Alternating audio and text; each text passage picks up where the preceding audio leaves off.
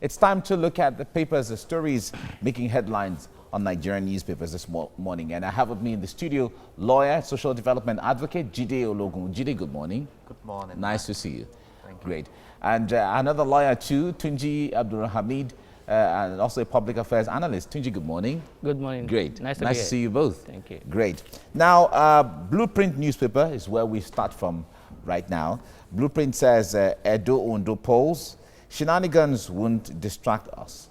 INEC boss is saying this. Vows to stand by slandered officials and promises people's choices will emerge as governors. And Obaseki denies meeting Rek Igini. Okay, all that on the front page of the Blueprint newspaper. Certainly, as we open discussion, we'll be looking at this shortly in about a minute. Daily Times is next now, and it says how Nigeria can become net exporter of petroleum products by 2022. Okay, this is quite interesting because a new private mega petrochemical company is coming upstream again somewhere in Akwa Ibom State. All right, that's Daily Times. From there, let's go to the Leadership newspaper. COVID-19 is the focus here. Hunger, starvation hit IDP camps. Displaced persons seek better welfare. States yet to reintegrate them. CSOs task federal government on rehabilitation of 5 liberated states. Okay, it's really disturbing there. From the Leadership, let's go to Daily Trust. Daily Trust newspaper says Nigerians kick as discos hike electricity tariff. Increase marks another chapter of difficulties. As the consumer saying this. And more money for power suppliers. Manufacturers, labor, others reject hike. Okay, that is the Daily Trust. The national economy is next now with an interesting development. BUA Group set to build 200,000 barrels per day refinery in Akwa Ibom State and targets 2024 deadline for projects. A signed agreement with tech giant Accents of France and eyes domestic regional markets. Okay, this is something I know Nigerians will also like. Okay, from there let's go to News Direct. Cutting savings interest, bank customers to consider alternative investments. Okay, that's News Direct talking business there. All right, let's get into the build-up to the Edo and Ondo elections, which are the next elections coming up later this month and next month, talking about Edo and Ondo respectively. There has been accusations and counter-accusations against the umpire, INEC, and also the political parties against each other as to, you know, different things. And even the security agencies have come to say that politicians are piling up and stockpiling weapons, you know, and so on. Well, Jide, let me start with you on this. A build-up to election in Nigeria is always looking like we're preparing for war. And if you narrow it down to Edo State, it also has its own character. The character of elections in Edo State is always very confrontational comparative to several other places. What do you make of all of this? You know, perhaps because in the political experience of Nigeria, we've always had the winner takes it all. So you see all efforts coming into it. And don't also forget that after the electoral activities, you know, the ruling class will emerge. And it's all about resource control. And that is what we are having now. And quite a number of times, you see the key players trying to struggle to retain that power of resource control. And that's why you see them cross-carpeting at will. And of course, INEC is telling us that the agency is ready to deliver despite all the drama that we are seeing, and that they are ready to make the people's will prevail, because that is important. Democracy is the government of the people, by the people, and for the people. And the next question that comes out of that is that when was the last time the will of the people counted in Nigeria? You know, have we been able to drive our democracy in a way that the people's will counts? And for those who are stockpiling ammunition and everything, it's what is characteristic of the Nigerian electoral processes. But then, we just know that 19th of September will come, and then the elections will take place, and we expect that the livelihood of Edo people will be improved, because that is the essence of having a government in place to enhance the fortunes of the people through good governance. And we are beginning to read about casualties, people dying, accidents, and things like that. So, and finally, our caution is that for those who care for the lives of their children, I'm not sure a politician is worth dying for. So for those who can be careful enough, stay out of trouble. All right. And for those who can vote, go out there and vote. All right. Tunji, the INEC had announced at the time that if violence prevails in a scale that is unacceptable, that certainly they will not announce results. And as it is, INEC says they are ready for the election and everything is set. But what concerns do you have? Yeah, let me start back from that aspect. I think I'm not in agreement with INEC regarding that, because if you say there's violence, you won't announce results. But if it jeopardizes the outcome? The issue is this. In Nigeria, our politicians have perverted a plan. When they know of this, what they will do is that they will look at the area that is dominated by their opponent. They will go and destroy it. Therefore, there won't be any. And then they will go to court. We saw what happened in Kogi State. Everybody saw it. The result was validated. So that has given them the courage to say, okay, let's just do it anyhow. Once we get the result, it will be difficult for them to prove in court. So until the INEC and security agencies will match their word with action, that is when we will not have that kind of a result we are getting. And the Shenanigans we are having here in Ondo, so not Edo, Ondo is not too violent as it is now for now. Is because, like he said, most people are going to government not for purpose of service. It's just to protect their profile and even probably line their pockets. So if we have a situation whereby people are considered to be, the people are considering the interests of the people, we won't see this kind of a scenario. So until the security agencies play neutral, until the INEC decide to play neutral without supporting anybody, that is when those shenanigans will not happen again. And until when we review our law, not to shift all the burden on the petitioner to prove, because it's very difficult in an election. It's very difficult for you to win an election petition as a petitioner. You are going to do a lot. In fact, it's good for a lawyer to be a defendant in a petition than to be a petitioner, because it's it's like a needle passing through the eyes of the camel. It's very, very difficult. So the politicians realize that, and because of that, they want to do everything possible to make sure they get the results, and then leave everything to the court when they know that it will not be possible for you to achieve that result. Okay, just a few days ago, the Inspector General of Police raised an alarm on the issue of weapons and all of that politicians are stockpiling weapons and preparing to foment trouble. I wonder what concerns you have, but they say they are up to the task of it. No, my concern, like I just said it, that I'm not confident that the INEC and the security agency are up to the task. Why not? From the experience I've seen, we saw what happened in Kogi State, like I said earlier on. It's not too far. But Kogi State is not the only state. There are other states. Yeah, I know, but that is the one that's very recent. And we saw what happened there. We saw the open display of firearms, and I've not heard that anybody has been arrested today or prosecuted or punished for those acts. We saw that we are also aware that a woman was killed or was burnt to death in her house. Today, I've not heard that anybody has been punished for that. So when we have situation whereby people are not being punished for acts done, you will see people displaying arm openly, and nobody will be punished for it. There won't be any consequence. There won't be any people will continue to do this, the same thing, because there's no consequences. So until we try to ensure that we impose appropriate penalty for doing the wrong thing, that's when we'll get the result right. All right. Now, Jide, the nature and the way that campaigns are going on, where it seems there's a shift from the issues to the person, what you were not, what you claim you are, the lie you were telling, the lie I'm telling, what you, and all of that.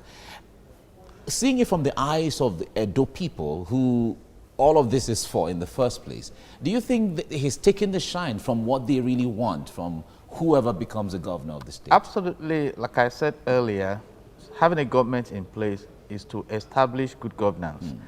But what we have seen now are key players who project their interest, their fame, their control over the people. And unfortunately, the people who should come out willingly to express their will are being intimidated. I'm concerned about the reports we have. Should the Nigerian police and security be telling us about stockpiling of weapons? That means you have intelligence report. Is there a difference between a political crime and an economic crime, so to say? So we are now bringing violence into electoral processes, saying if there is violence, we will not announce results. Have we now failed in having a secured electoral process? So these are issues. But then, when you bring all this together, you discover that the key holders of the electoral process and democracy in quotes in Nigeria are themselves sometimes characters that are out there to get it at all cost. There are some of them who should not even see the light of coming to seek for votes. Some of them have cases in court, allegations against them.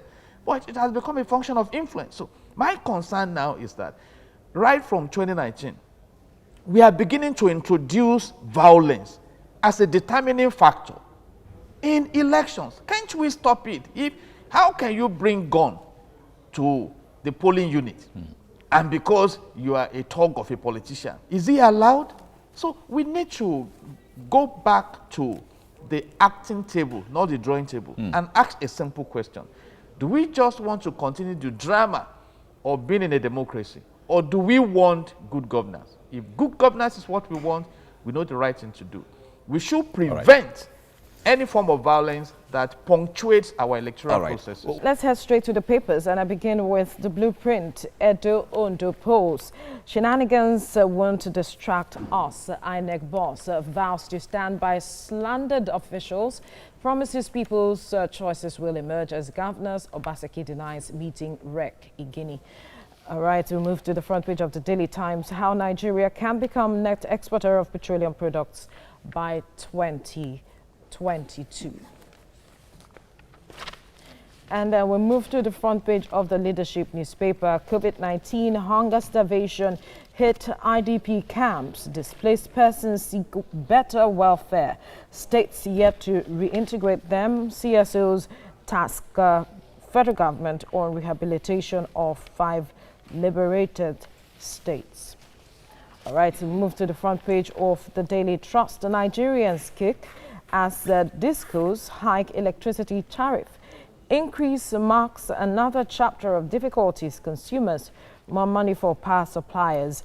Manufacturers, labor, others reject hike. There's an infographics here on the front page of the Daily Trust showing how it affects those affected and those not affected. All right, so to the front page of the national economy. BUA Group set to build 200,000 BPD refinery in Akwa Ibom. Targets 2024 deadline for project. Signs agreement with tech giant Accents of France. Eyes domestic regional markets.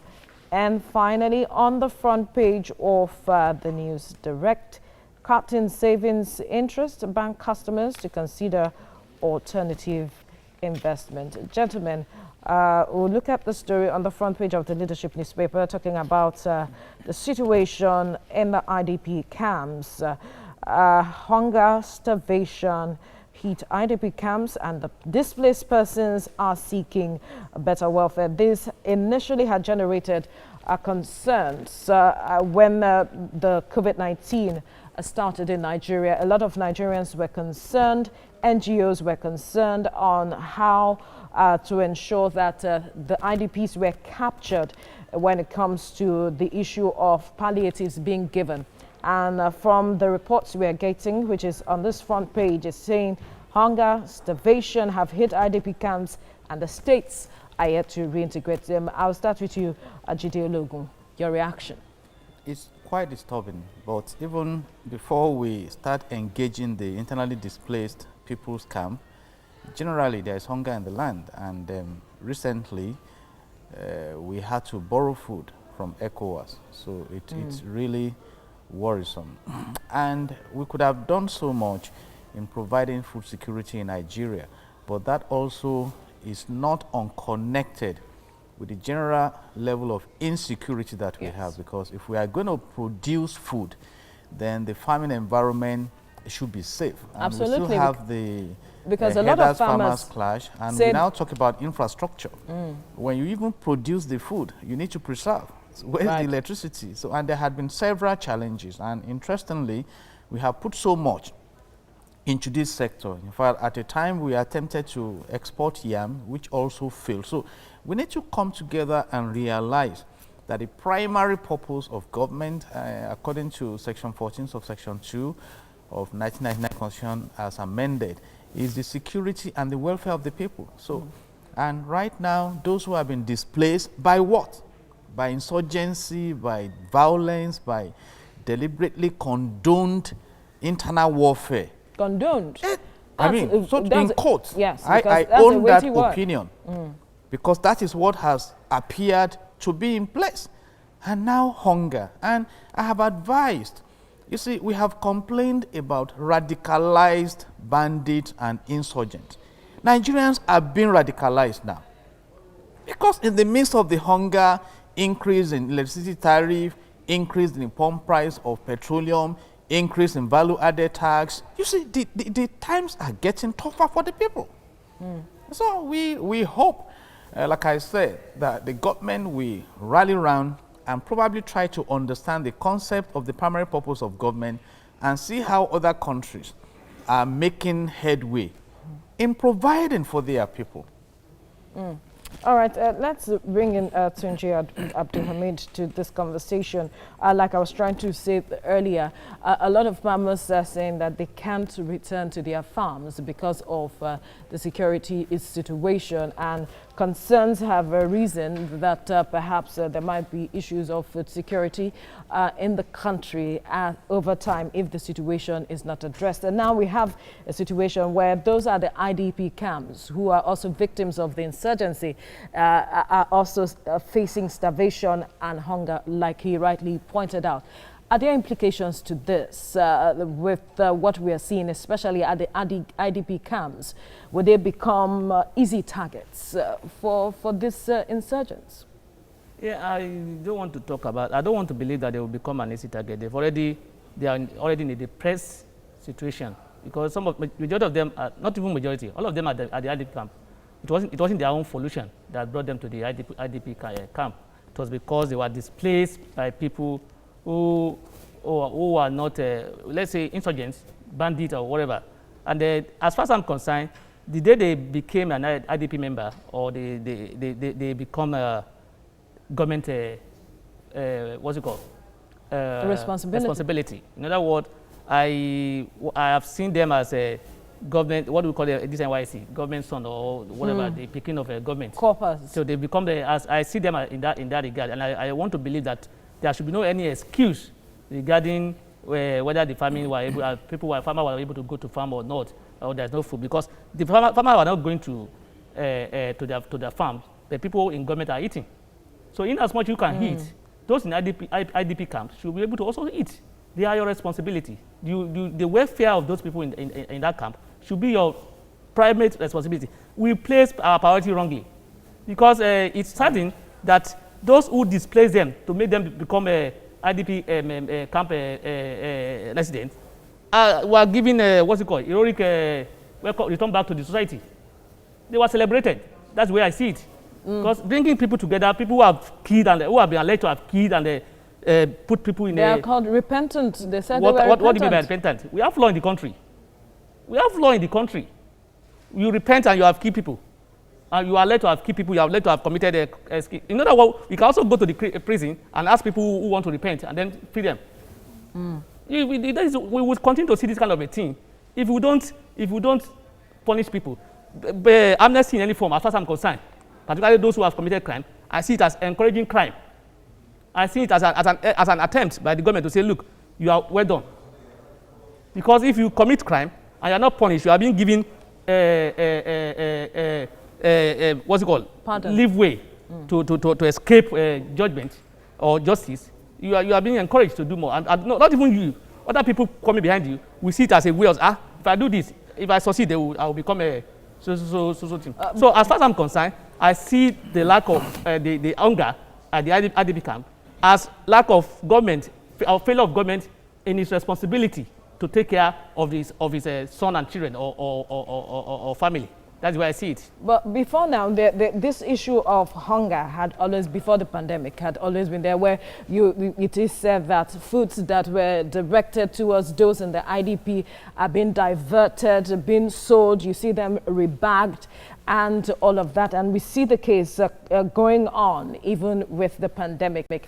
Is there something the government should do to block those holes at this point, especially where you see NGOs trying to, give some level of support? That has to do with the value system. And I think there is a general sense of poverty mindset, where those who already have are so greedy. They want to take from those who don't have. Because like you mentioned now, I was amazed when at a time Saudi Arabia donated some food items to IDPs, and some Nigerians grabbed it and went to sell them. So what do you gain from that? And again, like we are saying now, that is not the natural habitat for them. If they have been dislodged from their natural habitat, the government should be able to care for them. But testing the amnesty system that we practice in the country, even those who got amnesty in the Niger Delta region, who were some of them sent abroad for school, they are stranded there. And so you need to care for your people. But I've just saying that it's like everyone, you are on your own. And it's very worrisome in the sense that in terms of weather, in terms of the land structure, in terms of the blessings of God, Nigeria should be the food basket of the world. But the same thing we say in the oil and gas sector. We have the largest deposit of proven gas in Africa, and yet we still use firewood to cook in Nigeria. And yet we cannot provide electricity, and yet we still, spend trillions of naira on subsidy, yet we spend billions of naira on non-functional refineries. So it's like the questions people ask, what exactly is wrong with us? But I know that we know what is wrong with us. We know the solution. We have not just found enough sense of unity and responsibility to engage them and create prosperity. Nigeria, by creation, is a prosperous nation. And we need that resourceful engagement of our resources to deliver prosperity.